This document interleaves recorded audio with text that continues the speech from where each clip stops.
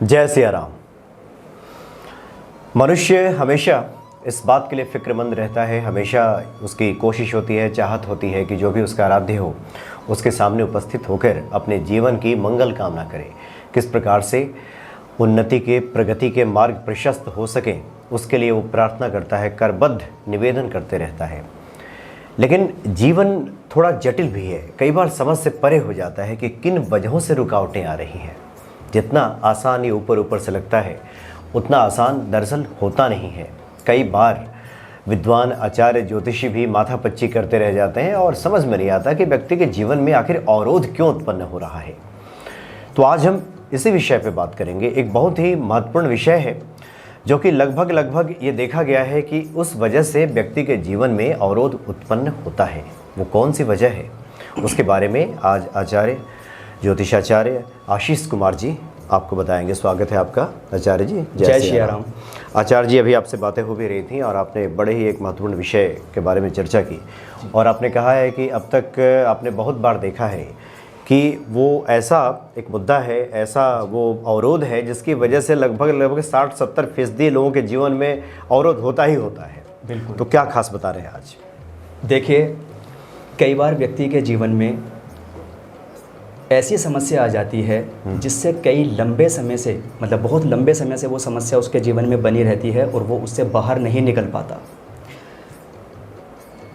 और कई बार हमारी जन्म कुंडली के अंदर भी बहुत अच्छी, हम जब भी जन्म कुंडली का विश्लेषण करवाते हैं आचार्य द्वारा, तो हमें ये बताया जाता है कि आपकी तो बहुत अच्छी कुंडली है, आपकी कुंडली के अंदर तो कोई दोष ही नज़र नहीं आ रहा। लेकिन फिर भी अगर देखा जाए तो जिनकी कुंडली के अंदर विशेष दोष होते हैं उनसे ज़्यादा वो लोग परेशान होते हैं और अनेकों समस्याओं से घिरे रहते हैं। अब जिनके जीवन में कई बार जो है धन की कमी होती है, आर्थिक रूप से परेशान है, जिनके परिवार में कलह कलेश रहता है, या जिनके जीवन में कोई भी शुभ और मांगलिक कार्य करने में उनको परेशानी आती है। कई बार व्यक्ति दूसरों के लिए जो बिजनेस खड़ा करता है या कोई प्लानिंग बताता है या उनके लिए काम करता है तो वो लोग सफल हो जाते हैं, लेकिन जब वो अपने लिए करता है, अपने लिए कोई मैन्युफैक्चरिंग प्लांट लगाता है या कोई बिजनेस स्टार्ट करता है तो उसमें उसको सफलता नहीं मिल पाती। कई बार व्यक्ति, माँ बाप परेशान होते हैं, चिंतित रहते हैं कि बच्चों का विवाह नहीं हो रहा है और कैसे बात आगे बढ़ेगी, और काफ़ी लंबे समय से वो अपनी लड़की के लिए वर और लड़के के लिए वधू देखते रहते हैं, लेकिन कहीं भी बात नहीं बनती, बनते बनते बात छूट जाती है। या इस प्रकार की और भी अनेक समस्याएं हैं। मैं बात वही पितृदोष की कर रहा हूँ और सरल उपाय का सबसे बड़ा लाभ ये होता है कि बड़ी आसानी से हो जाते हैं। व्यक्ति करने में कंजूसी नहीं करता, मीन्स कि कई बार होता है कि बड़ा उपाय है, बड़ा समय लगेगा, इतना समय हम कैसे निकालेंगे। तो कुछ उपाय ऐसे होते हैं जो आप बड़े आसानी से कर सकते हैं और वो आप कर लेते हैं। और चूंकि आप कर लेते हैं, अगर आपने किया है तो ऊपर वाला सब कुछ रख सकता है मगर आपकी मेहनत नहीं रख सकता। ये आप मान लीजिए, वो सब कुछ रख सकता है, आपकी मेहनत नहीं रखेगा। अगर आपने उपाय किया है तो अवश्य ही आपको फल की प्राप्ति होगी। जी जी जी। अब पितृदोष बनता कैसे है? देखिए, प्रथम भाव, द्वितीय भाव, चतुर्थ भाव, पंचम भाव, सप्तम भाव और दशम भाव, यदि इनमें सूर्य और शनि की युति, सूर्य और राहु की युति, शनि और राहु की युति, शनि या केतु की युति, इस प्रकार से यदि आपकी जन्म कुंडली में युति बन रही है तो आप समझ लीजिए आपकी कुंडली में बन रहा है पितृदोष। और यदि ऐसा आपके जीवन में है तो अनेक, जैसा कि हमने बताया कि यदि ये योग आपके लग्न में बन रहा है तो लग्न से आचार, विचार, सोच, पर्सनैलिटी, सुख दुख, बेसिक सभी चीज़ें हम कैलकुलेट करते हैं लगन से, और व्यक्ति के जीवन में स्ट्रगल बन जाता है। कम उम्र से ही उसके ऊपर भार आ जाता है और वो बहुत कम एज से ही व्यक्ति को अपनी जिम्मेदारी लेकर के चलना पड़ता है। मानो एक उसके जीवन में स्ट्रगल का योग बन जाता है, एक संघर्ष का योग बन जाता है। उसकी एक चीज़ पूरी होती नहीं और वो बेचारा फिर कष्ट में आ जाता है, फिर दूसरी चीज़ होती है, फिर तीसरी चीज़ कष्ट, मतलब फिर किसी न किसी रूप से उसको उसके ऊपर भार आ जाता है, उसके जीवन में संघर्ष का योग बन जाता है। यही अगर पितृदोष आपके द्वितीय भाव से संबंध बना ले तो जीवन में परिवार और घर से संबंधित समस्याएं उत्पन्न हो जाती हैं और व्यक्ति का धन का नाश हो जाता है। कई बार हमने देखा है कि बहुत सारे लोग अपने जीवन में, बहुत सारे लोग बोलते हैं गुरुजी एक समय पे हमारे ऊपर हमारे पास में बहुत पैसा था और हमारे पास किसी चीज़ की कमी नहीं थी और अब हमारे पास में कुछ भी नहीं है। तो ऐसा धन भाव में, क्योंकि सेकंड भाव जो होता है कुंडली में, द्वितीय भाव, वो धन से संबंधित होता है, परिवार और कुटुंब से संबंधित होता है। यदि पितृदोष इस भाव में बना हुआ है तो धन परिवार और कुटुंब से संबंधित परेशानियां उत्पन्न हो जाती है। यही चौथे भाव से संबंध बना ले, या चौथे भाव में अगर आपके पितृदोष बन रहा है तो चौथा भाव सभी प्रकार के सुखों को देने वाला होता है, भूमि, भवन और वाहन का होता है। ऐसे में सुखों में कमी हो जाती है और हमारे जो फ्रेंड्स होते हैं जो वो हमसे रूठ जाते हैं, उनसे संबंधित कोई परेशानी हो जाती है। कई बार हम नए वाहन लेते हैं और वो हमें सूट नहीं करते और नए वाहन में भी प्रॉब्लम आ जाती है। और हमने देखा है, एक बार हमारे पास में एक जजमान कुंडली दिखाने के लिए आए थे, उन्होंने कोई नई गाड़ी ली और वो नई गाड़ी को लेकर के पूजा कराने जा रहे थे और उनकी गाड़ी का इंजन ही ख़राब हो गया था, इंजन सीज हो गया था। इस प्रकार की समस्या जब चौथे घर में पितृदोष होता है आ जाती है। और मकान बनाने में भी, जब भी व्यक्ति अपने जीवन में छत डालने की, मकान बनाने की सोचता है, तभी उसके जीवन में प्रॉब्लम आ जाती है। या मकान में कोई कार्य कराने की सोचता है कि अब हम इसको थोड़ा सा रेनोवेट कर लें, थोड़ा सुधार कर लें मकान में, तभी उनको समस्या आती है। तो मान लीजिए चौथे घर में आपके जो पितृदोष है उसकी वजह से आपके जीवन में समस्या आ रही है। पंचम भाव में यदि पितृदोष बन रहा है तो आपके जीवन में आपको उच्च शिक्षा और संतान प्राप्ति में दिक्कत आएगी। संतान होने के बाद में संतान का सुख नहीं मिल पाता, या उसका स्वास्थ्य खराब होता है, या कई बार कम उम्र में बच्चों की दुर्घटना हो जाती है। सप्तम भाव में यदि ये बन रहा है तो विवाह में विलंब करेगा और विवाह में धोखा होने के चांसेस ज़्यादा होते हैं। जो रिश्ते आते हैं उनमें धोखा होना जो है, काफ़ी धोखे होने की समस्याएं काफ़ी बन जाती हैं। और कई बार शादी हो जाती है तो वो शादी चल नहीं पाती, अंडरस्टैंडिंग, बॉन्डिंग की प्रॉब्लम आ जाती है।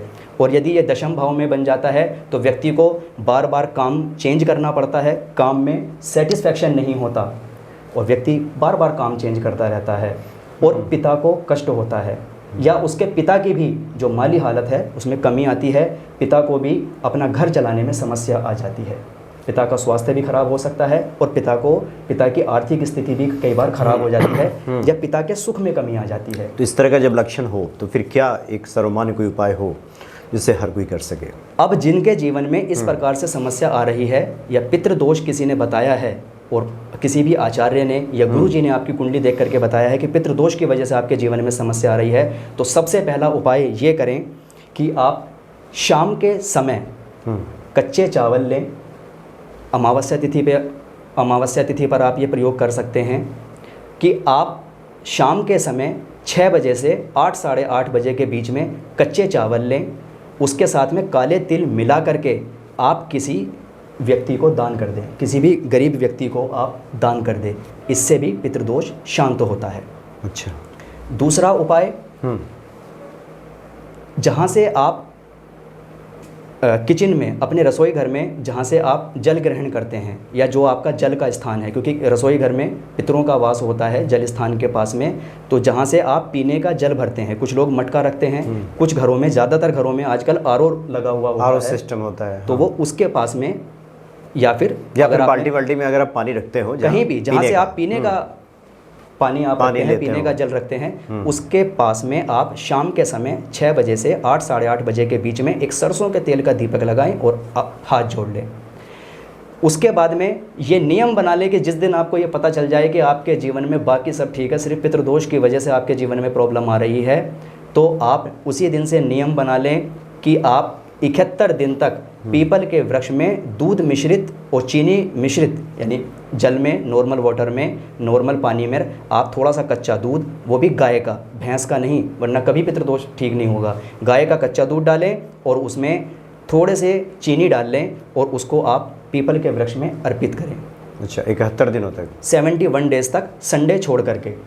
उसी पीपल के वृक्ष के नीचे शनिवार में सरसों के तेल का दीपक लगाएं, यानी 71 दिन का आपका नियम बनेगा। 71 दिन आपको सुबह के समय पीपल के वृक्ष में जल चढ़ाना है, संडे छोड़ करके, संडे 71 दिन में काउंट होगा। उसके बाद में आपको उसी पीपल के वृक्ष के नीचे शनिवार में सरसों के तेल का दीपक लगाना है और अपनी जो भी आप चाहते हैं अपने पितरों से, अपने देवी देवताओं से आपको प्रार्थना करनी है। यदि ये उपाय, और समय समय पर आप जो है दान करते रहें। जीवन में दान करने से भी धन धान्य की वृद्धि होती है। जिस चीज़ का आप दान करते हैं वही चीज़ वापस 10 गुना होकर के कम से कम आपको मिलती है। और अमावस्या तिथि पर तो आप ज़रूर एक स्टील के लोटे में जल, कच्चा दूध और चीनी डाल करके पीपल के वृक्ष में अर्पित करें। इससे हमारे पितरों का पितरों की जो प्यास है वो बुझती है और उन तक वो जल पहुंचता है, उनकी आत्मा तृप्त होती है और जब वो आपको आशीर्वाद देते हैं तो आपके जीवन में अच्छा आचार्य जी, थोड़ा ये भी बता दीजिए, ये पितृदोष लगता क्यों है? क्योंकि कई बार आधुनिकता के दौर में जी अपने जो पूर्वज हैं उनके प्रति हमारा जो कर्तव्य होना चाहिए उसका निर्वहन हम नहीं करते, तो ये पितृदोष लगता है। आपने तो बताया कि किस किस घर में कब कब क्या होने पे क्या दिक्कत आती है। एक संक्षेप में कि जो भी भक्त सुन रहे हो उनके जीवन में पितृदोष ना लगे, इसके लिए कुछ वो क्या करें? देखिए, सबसे पहली चीज़ तो आप ये ध्यान में रखें कि जिन माँ बाप ने आपको जन्म दिया है आप उनका कभी भी निरादर ना करें। और जीवन में कोई भी गलती उनके जीते जी और उनके आप पूरे होने के मरने उपरांत ऐसा ना करें जिससे उनको जो चीज़ उनको नहीं अच्छी लगती थी। और एक चीज़ का विशेष ध्यान रखें कि व्यक्ति के चले जाने के बाद में आपके जो पूर्वज हैं जो चले गए हैं, आप उनका समय समय पर उनके नाम से दान करते रहें, समय समय पर आप उनका तर्पण करते रहें। और जो अश्विन में जो श्राद्ध पक्ष आते हैं, जो 16 श्राद्ध आते हैं, उनका विधिवत आप तर्पण करते रहें तो आपके जीवन में कभी भी पितृदोष की वजह से आपके जीवन में परेशानी नहीं होगी।